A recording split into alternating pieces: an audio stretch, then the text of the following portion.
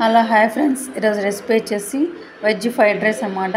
చాలా రుచిగా టేస్టీగా ఉంటుంది. ముందుగా ఒక ప్యాన్ పెట్టేసుకొని 3 టేబుల్ స్పూన్ ఆయిల్ వేసేసుకోవాలి.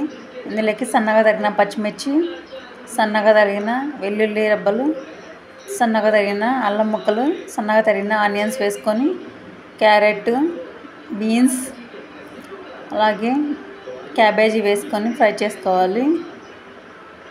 ఇలా లైట్గా ఫ్రై చేసుకోవాలి.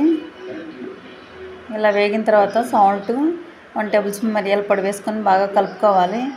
ఇలా అంతా వెనిగర్ వేసుకోవాలి. వెనిగర్ వేసుకున్న సోయా సాస్ వేసుకోవాలి.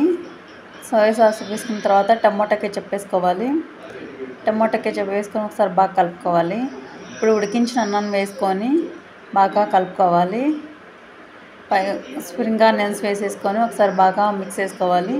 అంతేనా, ఎంత టేస్టీ అయినా వెజ్ ఫ్రైడ్ రైస్ రెడీ.